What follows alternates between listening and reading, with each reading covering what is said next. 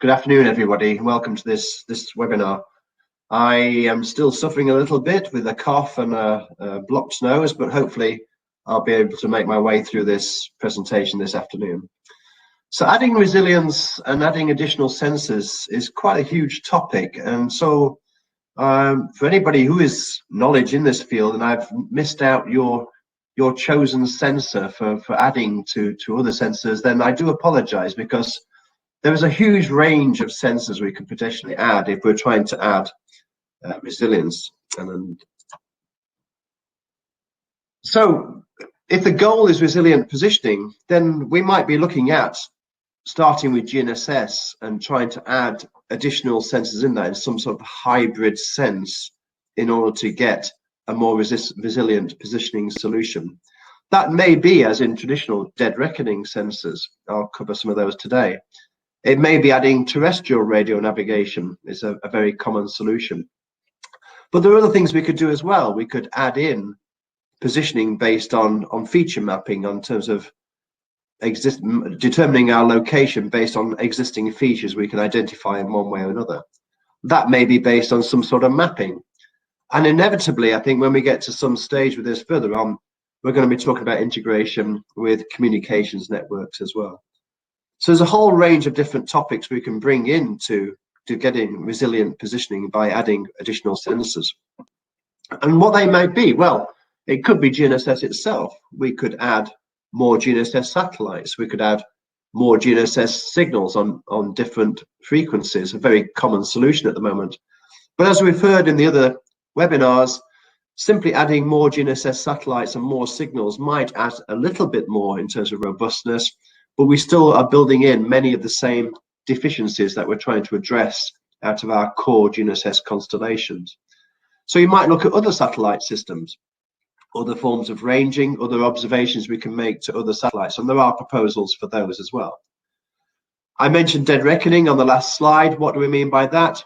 Well, ways of sensing our movement from one point to another using different variety of sensors, and from that inferring our position based on some initial starting point. And these are getting smaller. They're getting smaller and lighter and cheaper, and this is driven by things in commercial consumer electronics, smartphones, for example. But also magnetic sensors also coming into the same route, are having a growth and an increasing amount of positioning now based on magnetic-based sensors. A huge area of interest is the whole area of pedestrian dead reckoning, where we are positioning pedestrians, people mounted on foot with simple sensors, and again doing this dead reckoning solution. Now in satellite orbit determination, for many, many years, we've done this resilient positioning based on some ranging, but predominantly based on a detailed knowledge of the physics, of the dynamics, of the motions of spacecraft, and we can now extend that idea to other platforms. So a very common model at the moment is to look at, for example, an aircraft. We know why an aircraft flies, and we know how that's related to the thrust we might have in an aircraft and the positions of the control surfaces. And so we can use that information itself, that basic physics, into as effectively as another sensor in our solution. And as we get more developments in quantum-based sensors, there's a whole range of potential new sensors that could be coming along in terms of inertial sensors, magnetic sensors, gravity sensors, which would all potentially fit within this scenario, this sector of dead reckoning sensors. Hopefully a bit smaller than the instrument on the right there, which was one of the very first inertial navigation systems. And at the moment, that itself will be smaller than many of the quantum-based sensors. If we look at other sensors as well, then we might be talking about terrestrial broadcasts, maybe from communications networks, maybe standalone broadcasts. And these are from things like Wi-Fi and RFID, ultra-wideband and sparse band or other technologies which have some applications in this area. It could be that we're augmenting the satellite constellations with lookalike signals. So pseudolights are ground-based pseudo satellites. They're illegal in many countries, but they can, in the GNSS bands themselves, provide additional ranging signals in some countries. Locator light is a system from Locator, which takes that sort of model of imitating the GNSS signals, but does it on an open frequency. Developed originally in Australia, and there are many applications of those around the world as well in terms of aircraft landing, in terms of quarrying and other opportunities. E-LORAN and evolution of the conventional LORAN system, I'll talk about a little bit later on, being proposed as a significant way of augmenting satellite positioning to provide more resilience. In the same sort of sector, from the maritime sector, RMOs, so using the broadcast we use for differential GNSS positioning and making ranging measurements on those medium frequency broadcasts themselves. But we're surrounded at the moment by a whole range of digital broadcasting systems, many of them simple digital signals with time synchronization on them for digital TV, for digital radio. And it's been shown repeatedly that we can use those as signals of opportunity for providing positioning signals, even though they were never designed for that.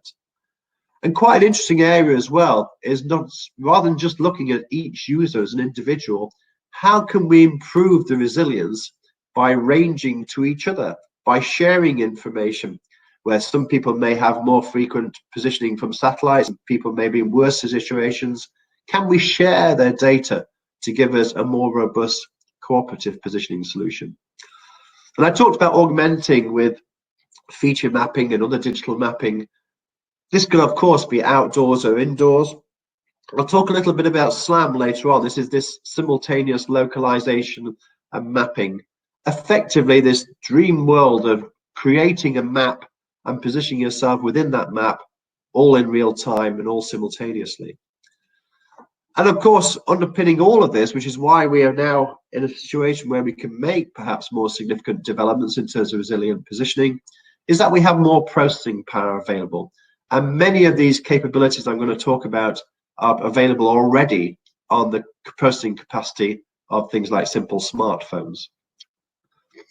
But we also have to take the environment into account, the infrastructure. Where are we actually working? What is surrounding us in terms of what we might look at as additional sensors, additional signals that we can use to provide more resilient positioning? In some scenarios, there is already dedicated, or there can be dedicated infrastructure put in place. So this might be situations like airports, railway stations, shopping malls, warehousing, university buildings, where you can actually put dedicated sensors in the building to provide a dedicated positioning capability. And these are things like RFID, there may be ranging capabilities or the proximity devices, signals like ultra widebands, where you have a specific application in a building where you can actually put the infrastructure in place to enable that additional positioning. Now, you can do this on a permanent basis. It could be on an ad hoc basis, where for things like fire tenders attending a fire scene could actually build up a wireless network, a wireless positioning network with sensors, with transmitters actually on the fire tenders to provide positioning for a specific application area. So that's very, very dedicated, and perhaps there are specific scenarios when that would be common, but less so in generality. If we're looking at what might call ad hoc infrastructure, here we're using the infrastructure that's already in buildings or in environments to help us do our positioning. And a good example of that would be using Wi-Fi access points or Bluetooth low energy these days as well, where they are designed to be there for communications and other purposes, but would be using those as a background signal on which we can still provide positioning indoors. And I think the use of images or building plans or mapping would also perhaps fit in the same category here. But there's a whole range of application areas where you can't rely on any of that infrastructure there whatsoever. I show a scenario of a war situation on the right hand side. Again, it could be firefighters, you can imagine, going into a building partially destroyed, perhaps the power's being switched off, perhaps there's no infrastructure there whatsoever. And so now we're totally reliant potentially on the sensors that can be carried by the users and augmenting what we might have from satellite provision. And again, we can think about that in an autonomous mode, everybody working on their own, or whether we're sharing information and doing it as collaborative positioning. So I think whenever we have to think about the environment we're working within, when we're looking at this hybridization of different sensors together to give our positioning solution. So I want to take a couple of snapshots and then take a scenario of looking at a typical smartphone these days. And again, I'm not going to show any preference to one smartphone manufacturer or another, but just look at a smartphone as a generic platform. These days, we've got a whole host of sensors on those. We've typically got multi-constellation, multi-frequency GNSS on there these days. We've got Wi-Fi in terms of communication. We've got whatever cell phone provision we have in terms of 3G, 4G, or coming along 5G as well. We, on many smartphones, will have a 3-axis accelerometer, a 3-axis gyro, a 3-axis magnetometer. Now, that sounds very useful to me. But also, we've got cameras, very high quality cameras these days, potential multiple cameras facing in multiple directions. Many of us aren't aware of this, we've still got an FM radio, so there's a signal of opportunity there. We've got proximity sensors, we've got Bluetooth, light sensors, a microphone. You can see a whole range of different sensors we could use here, which might help us in terms of doing our positioning. So let's start by looking at perhaps the first 3 of those, looking at GNSS, Wi-Fi, and the cell phone positioning itself in terms of the basic network provision for that. So this is actually a map of where our campus used to be at the University of Nottingham. I haven't been there for a long time, but assuming there's still a university campus in Nottingham, then our building's on Triumph Road there, just to the right of the centre of the plot. And if I was just to use the basic positioning from the smartphone itself, simply using the cell ID and no other information, then I might be somewhere within that huge circle with a radius of 300, 400, 500 meters, depending on the density of the cells, of course. If I'm using Wi-Fi, then I might be down at around about, let's say, 10 meters or less potentially these days, with the improvements to Wi-Fi indoors. Outdoors, it'd be less accurate than that.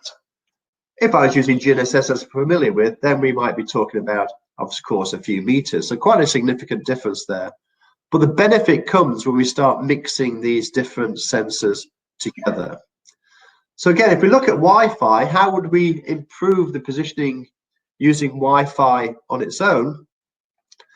Well, the most common way of doing that is by measuring the signal strengths from the access point. So there is no, until the latest versions of Wi come out and they are rolled out, there is no dedicated ranging signal within the Wi-Fi signal. It is coming into latest versions of Wi-Fi standards, but most of the Wi-Fi networks that we're all using in terms of access points don't have any dedicated ranging parts of the signals. So to position ourselves, we're fundamentally basing that positioning on measuring the signal strength. Now you can take a very, very simple model and just say that signal strength will be a function of the distance. It's a very coarse model, and therefore derive a very simple ranging measurement from the signal strength. But more commonly, we combine together signal strengths from multiple access points and produce a database, a map of those signal strengths around different locations in a building, and then we position ourselves within that database effectively. So this just shows one example here. It's actually a plot. You're going to see it multiple times. It's actually a plot of the ground floor of our building at the University of Nottingham.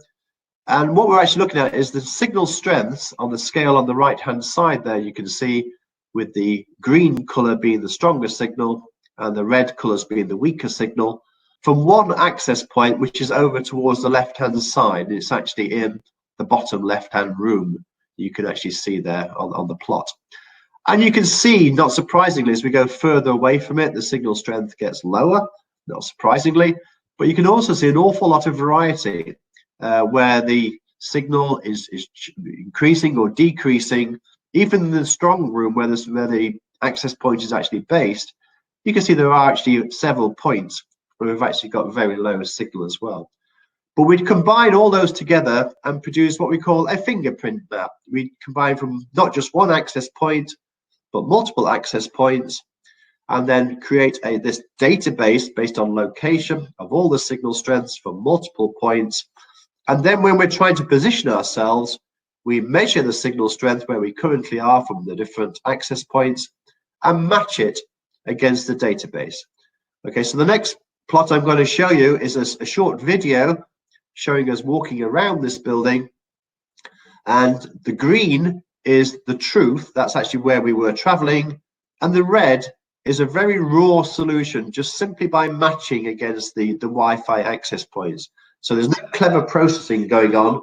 We're just simply matching against the Wi-Fi data place as we wander around. So here we are, we've got started now. So green is the truth. That's where we were actually moving.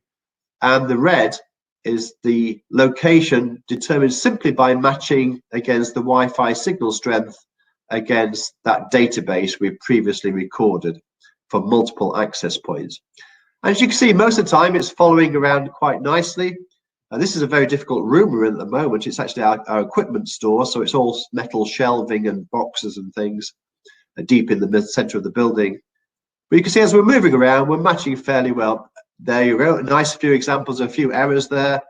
Why we would get errors like that? Well, it's basically found the best match it can is not in the correct location, but somewhere else in the database where it found a closer match, it thought, the current signal strengths between the different access points than it had in the correct location. So it's not bad, is it? And a lot of the Wi-Fi positioning we are currently doing without any clever filtering or any clever processing is simply based on this measuring and matching against a database. I'll skip it on there. But of course, this is going to work far better indoors because it's actually the variety in the signals, the spatial variations in the signals that's giving us the resolution in that database, which are allowing us to do a good match. So the walls, the ceilings, the furniture in the building are all going to be providing that variety in the signal, and that's going to give us the good match. Now, of course, if things move, then we have an issue with that because our database would be no longer current. Now, I said that processing was based on very simple algorithms. We can make those far more sophisticated. And one approach is what we call particle filtering. Rather than having a single solution running, as I showed in that example there, we effectively run multiple versions of it, perhaps even 1,000 versions of it at once, and statistically provide the solution that's the most probable out of all those 1,000 possible solutions. I haven't included that in this presentation. I took it out to save time. So how do we do the database in the first place? Of course, in that example, we went around manually and pedantically with a series of known locations around the building, measuring all the signal strengths and slowly building up that database. If we're going to do that on a wider scale, then we need to be doing it in some other way of gathering that data. Skyhook, for example, used a series of big vehicles driving around cities. Google do it constantly. And if you're sharing your data with Google, they're constantly refining the database of the Wi-Fi access points based on their best estimate of your location and the measurements of Wi-Fi at those points. So it's slowly and constantly improving.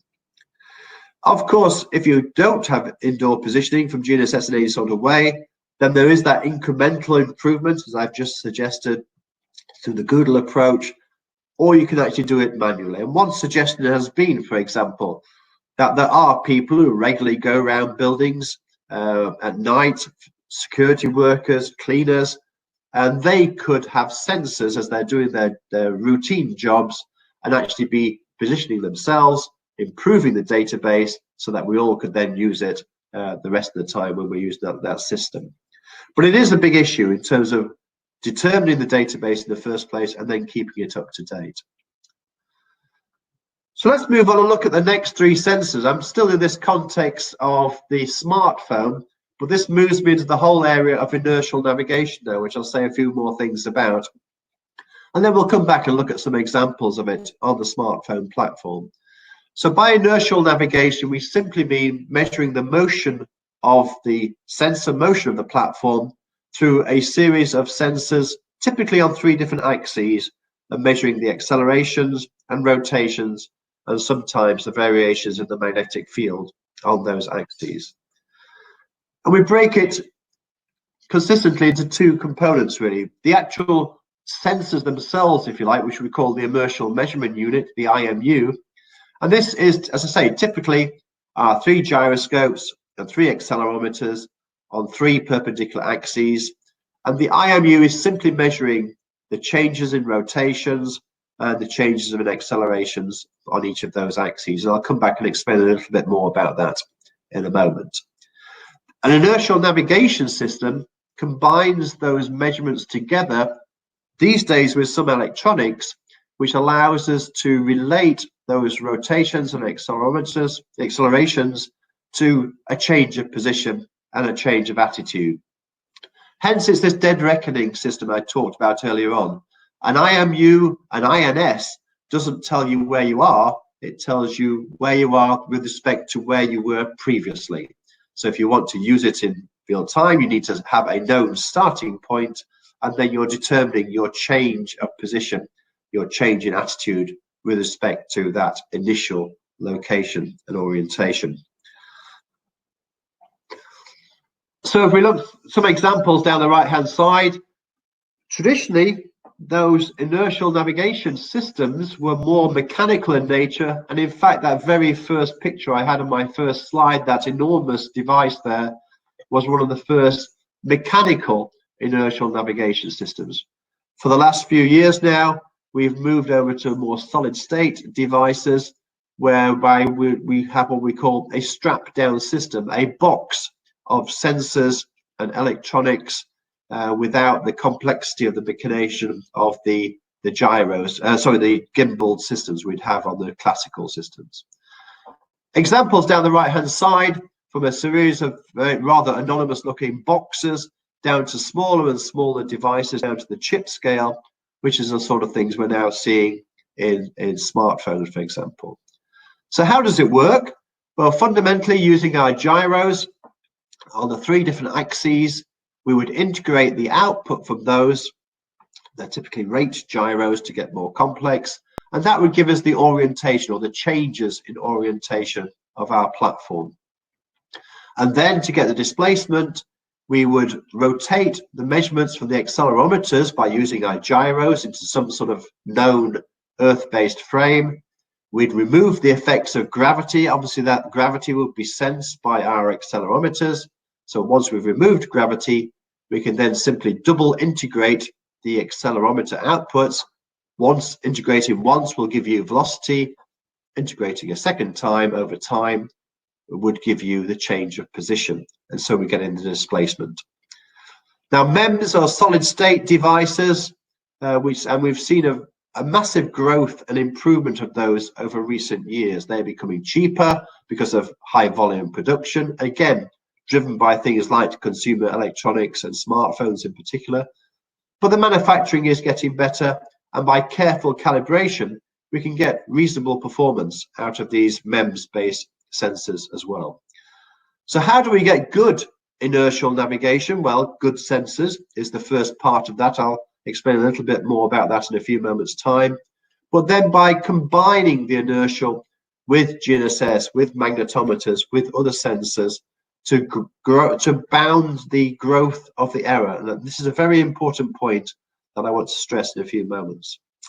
There are some ways we can do that in clever ways in terms of what we call zero velocity updates, and clever techniques we can use for this pedestrian dead reckoning, which I'll come back to a little bit later on. So why is this error so important that I just talked about? Well, of course, because we are integrating constantly this, we're integrating the output from the gyros. We're then double integrating the accelerations at each step, each increment of time. We're carrying out these multiple integrations.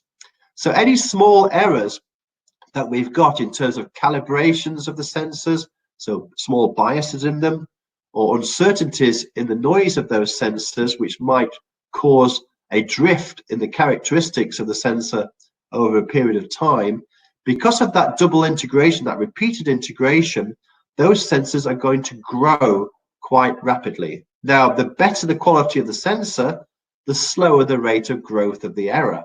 But this growth of error in the sensors and inertial navigation systems is a common characteristic.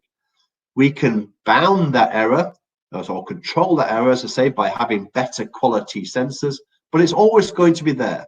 So if I take, for example, the sort of inertial navigation systems you might have on a commercial airliner, part of the flight management system, one of the core parts of navigation for flying an airliner across an oceanic area, then those sensors, even very high quality, very expensive sensors, might still have an error, typically as we quantify it as a nautical mile per hour. So the growth of those small errors, even with expensive, well-calibrated, well-maintained sensors, might still be drifting by up to a nautical mile per hour. Now you can put that as the sensors become cheaper and of lower quality, then that growth of error is going to be bigger and bigger. Okay, so the next video is a clear illustration of that, and many of you may have seen me show this before. So if I just explain as it starts, we're walking around a tennis court. The blue line is truth from a high precision GNSS positioning system. The red line is integrated GPS and a low grade inertial working together. Until then, we've now switched off the use of the GPS. So that first lap allowed us to calibrate the inertial, but there is now nothing controlling the growth of the error in the inertial positioning system. And if you read the axes, we're now up to hundreds of meters of error. The clock on the top left there is obviously sped up, but that is minutes and seconds of time. As in reality, we're still walking around that tennis court. We haven't actually taken this route, but purely based on that MEMS grade smartphone type IMU. It's actually better than a smartphone because it's a well calibrated one, but you can see we're now up to tens of kilometers, or 10 kilometers or more of error. This is unbound growth of error. Okay, so it's a very clear example of it to show you without that combination of the inertial with other sensors, then you get this massive growth of errors. And I'm going to come back to other examples of that later on. But what about using the cameras? Optical methods have been proposed for a long time. They're something we've often used very classically within navigation. Can we use cameras? Can we use optical tracking to help us control that growth of the error? Rather than using GNSS, can we use cameras to do that? We've got cameras on a smartphone. Could we use the camera on a smartphone to control that growth of error I just showed you on that last video there? Well, one way of doing that is what we call optical tracking. So let's say we've got this indoor environment here. It's not our building, so I don't know where this one actually is. But let's say you were actually looking at that in your smartphone with the camera switched on.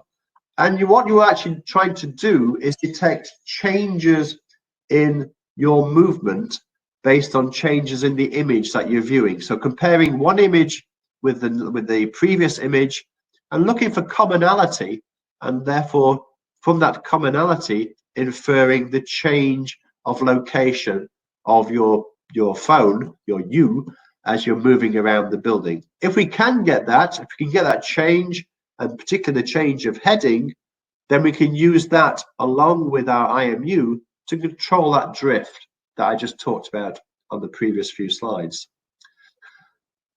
So we have an extra part, and I haven't actually said how we blend things together at the moment, but a common way of combining different measurements together is what we call a Kalman filter. I talked about the particle filter a little bit earlier. A very common architecture is the Kalman filter, where we'd actually take the measurements coming out of the IMU, we convert that into an INS, if you remember what I said earlier on, by what we call doing the mechanization, those rotations, removing gravity, doing the integrations.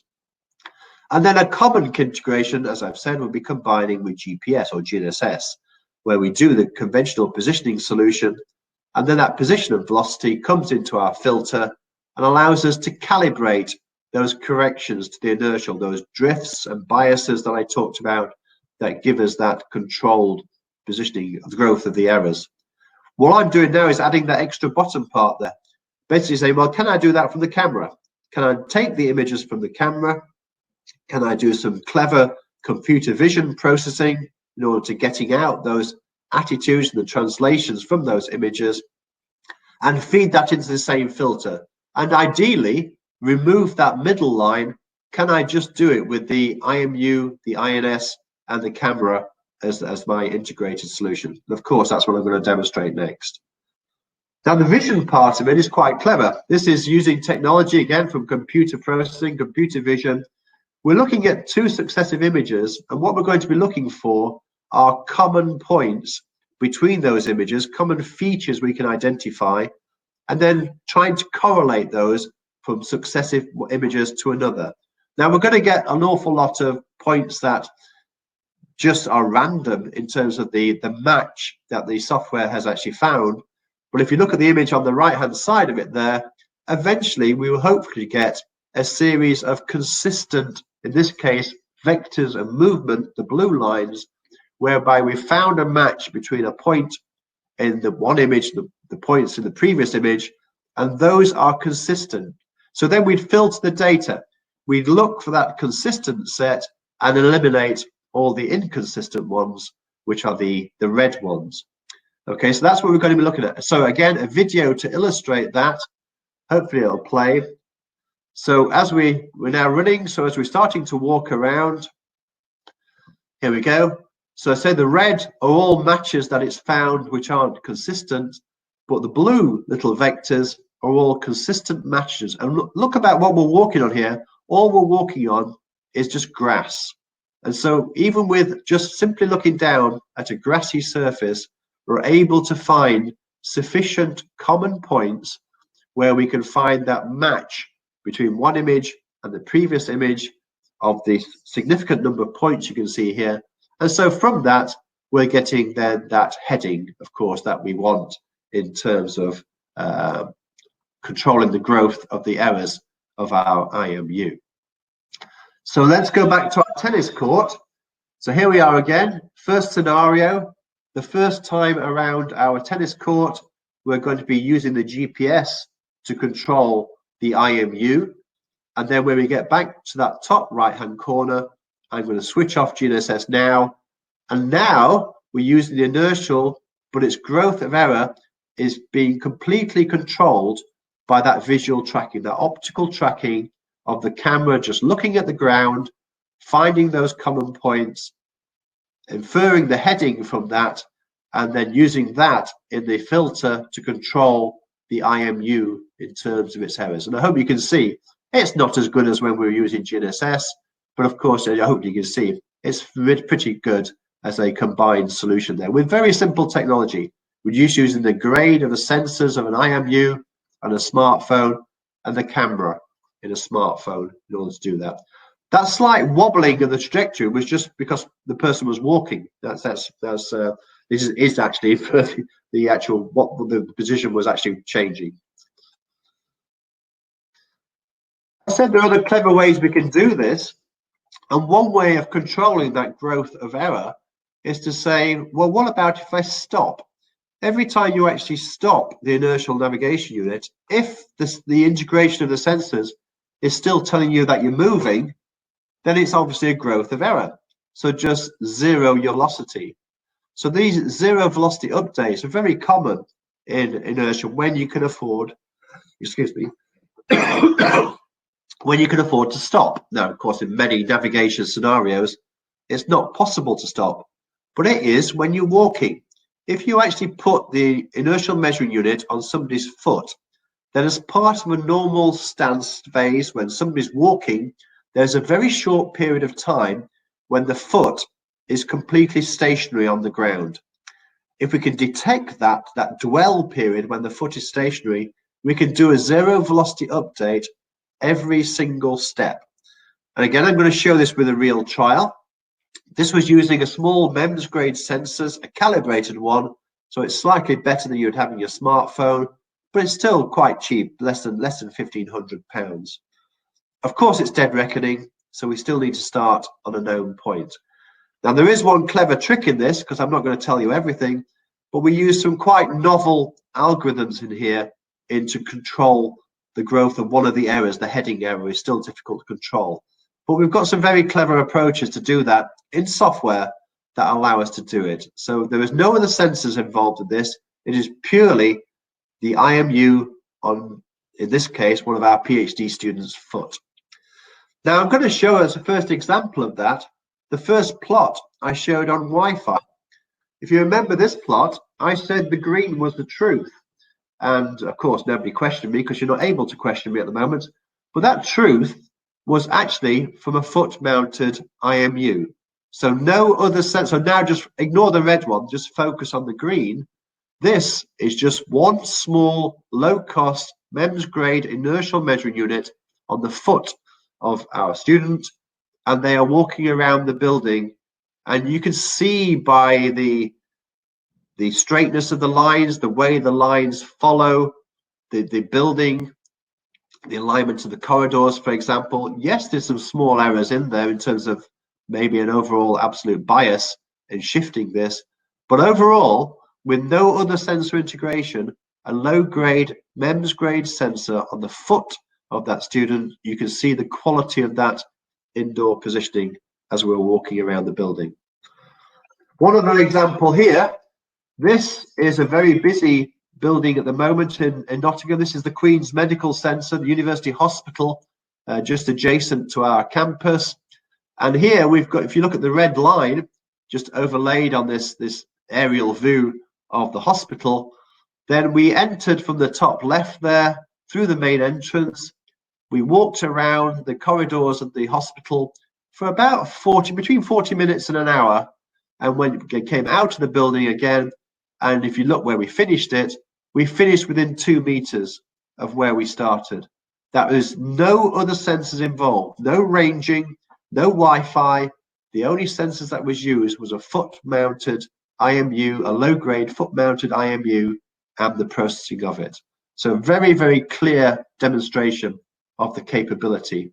This, as I said, is not perfect. If you look at the alignment towards the bottom left-hand side there, we've clearly managed to walk outside the building according to this. So there are still some areas where we've got some growth of errors and some bias, but great potential there. Remember, this is unaided. This is just working totally on its own. I thought I'd stick in some marine aspects of this as well and show you other examples of that growth of the inertial area. This time we're in a maritime scenario. This was work that was funded about 5 to 10 years ago by the General Lighthouse Authorities, so thank you very much for their support for that. And we took a small boat out of Plymouth and out into Plymouth Sound and did a few trials around inside the break and outside the break using a different grades of inertial. So we set off at the top right hand corner there, we aligned the IMUs, we then did a series of lines inside the breakwater and then outside the breakwater, as you can see on this chart. Please don't use the chart for any other purpose than this purpose here of looking at my presentation. And here we are on the platform. We've actually got a very high grade inertial. This is the Honeywell CIMU. This is the highest grade, the best IMU you're allowed to own as a civilian. So it's the sort of thing that, as I said earlier on, you might have in the front of an airliner, or 3 of them, in fact. The HG 1700, another Honeywell IMU there, this is what we call tactical grade. It's the sort of thing you might strap on the front of a missile. And the crossbow at the top left there is a well-calibrated MEMS grade sensor. So typical of a calibrated MEMS grade, we've got 2 ring laser gyro accelerometer, gyroscope-based IMUs, one much higher grade than the other. So in comparisons of cost, the Honeywell CMU may be £100,000, the HG 1700 may be 25,000, and the crossbow of the order of a few thousand.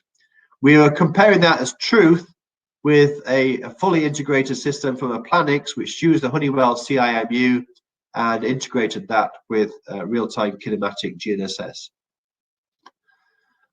But this is the plot I wanted to show you. This is showing repeated trials. Let me just explain it for a few moments' time.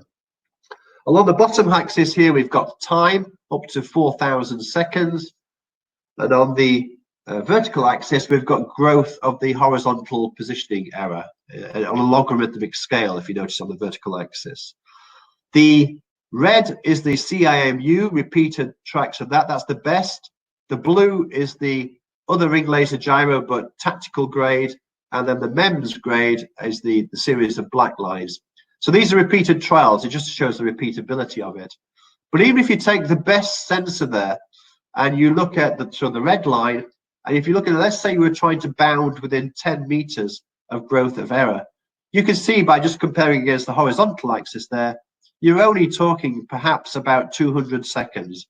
So maybe 3 minutes of time before the growth of the error has reached 10 meters. And that's with a well-calibrated, highly expensive sensor. To get within that 10 meters, you're probably only talking about 3 minutes. Obviously, within the other sensors, very short periods of time.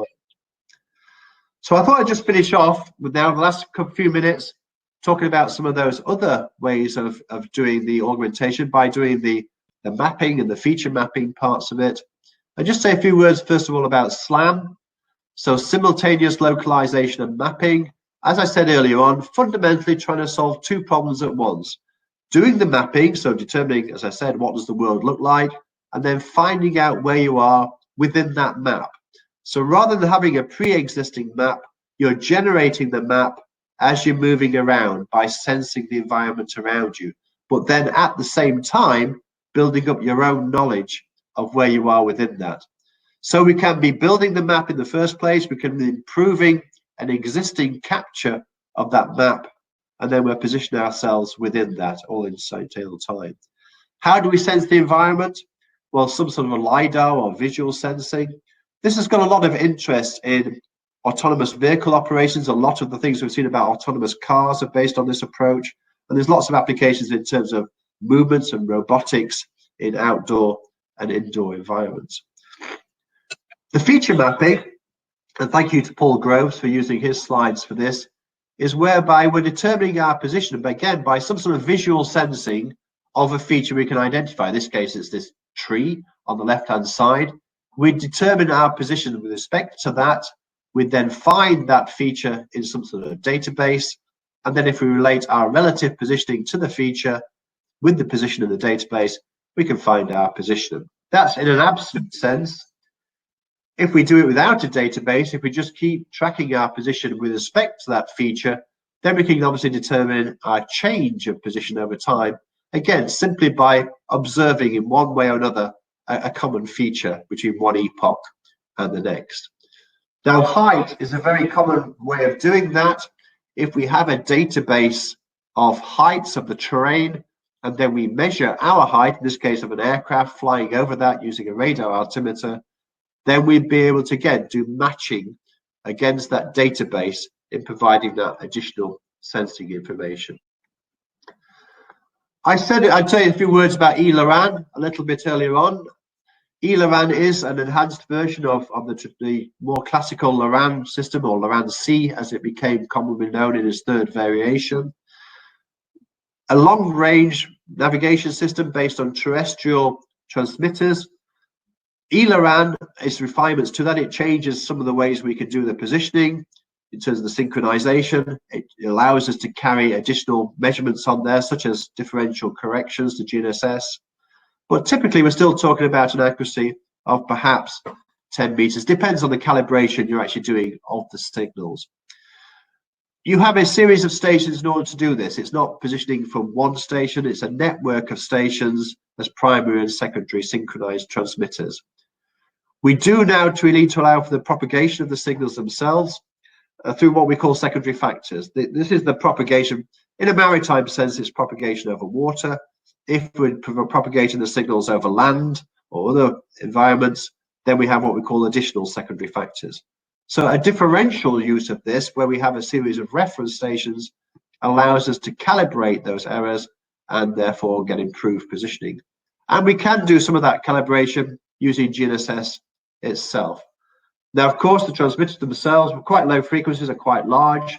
And at the moment, all the improvements are being made. The actual receiving antennas are typically quite large as well. Or you can see from the picture on the right-hand side there, an integrated GNSS and LORAN receiver and the integrated antenna as well.